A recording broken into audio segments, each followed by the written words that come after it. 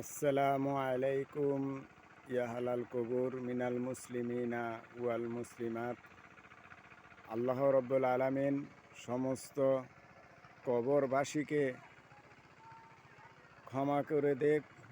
তাদের ভুল ত্রুটির জন্য আমরা তাদের পক্ষ থেকে আল্লাহর কাছে ক্ষমা চাচ্ছি। আল্লাহ যেন তাদেরকে ক্ষমা করে দেয়।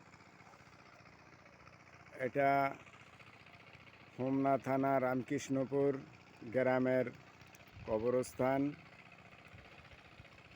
আগের তুলনায় এখন কবরস্থান মাশাআল্লাহ অনেকটাই পরিবেশ সুন্দর হয়েছে। আপনারা যদি যারা শহরে প্রবাসে থাকেন, দেশে আসলে এখানে এসে সবার জন্য দোয়া করে যাবেন এবং পরিবেশটাও দেখে যাবেন। খুব সুন্দর পরিবেশ। এখানে আমাদের একদিন চলে আসতে হবে। আমরা দুনিয়ার ব্যস্ততার কারণে আল্লাহর অনেক হুকুমই আমরা মানতে পারি না। এগুলা ঠিক না। আমার সংসার চলতেছে, আমার ব্যবসা বাণিজ্য, চাকরি সব কিছু চলতেছে, কিন্তু আমি নিজেকে মুসলিম দাবি করি। তারপরও আল্লাহর হুকুম আমরা অনেকজনে মানতে পারি না। এই আল্লাহর হুকুম যে পালন করতে পারি না, এর জন্য আমি নিজের ক্ষতি নিজেই করতেছি। কারণ আল্লাহ রব্বুল আলামিন পবিত্র কোরআন মাজিদে সূরা বাকারা 195 নং আয়াতে বলেন, তুমি নিজের হাতে নিজেকে ধ্বংসের দিকে ঠেলে দিও না। আমরা যারা নামাজ সালাত আদায় করি না, বলা হয়েছে তাকে কবরে আযাব দেওয়া হবে এবং তাকে জাহান্নামেও শাস্তি দেওয়া হবে। জাহান্নামের শাস্তি এতটাই কঠিন, আমরা যেই আগুন ব্যবহার করি, নবী করিম সাল্লাল্লাহু আলাইহি ওয়াসাল্লাম বলিয়াছেন, জাহান্নামের আগুন 69 গুণ তাপমাত্রা বেশি। আল্লাহুম্মা আজিরনা মিনান নার।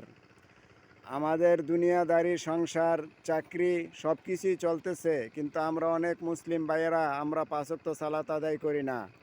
এটা কখনোই উচিত নয়। হে মুসলিম ভাইয়েরা, এই যে দেখুন গুরুস্থান, আপনার আমার অনেক আত্মীয়, কারোর বাপ মা এখানে শুয়ে আছে। আমাদেরও একদিন এখানে চলে আসতে হবে। তাই আমাদের অবশ্যই আল্লাহর হুকুমগুলো পালন করে আসতে হবে। আমরা সবাই যাতে 5 ওয়াক্ত সালাত আদায় করতে পারি এবং নবী করিম সাল্লাল্লাহু আলাইহি ওয়াসাল্লামের তরিকায় চলতে পারি। আল্লাহ পাক আমাদের যেন সেই তৌফিক দান করেন।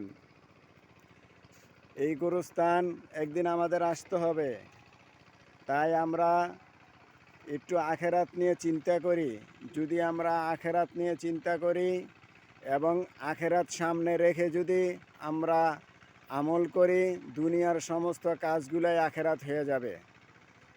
হে মুসলিম ভাইয়েরা, আমি আপনাদের কাছে আরও অনুরোধ করছি, আপনারা 5 ওয়াক্ত সালাত আদায় করবেন, কেউই সালাত ছাড়বেন না।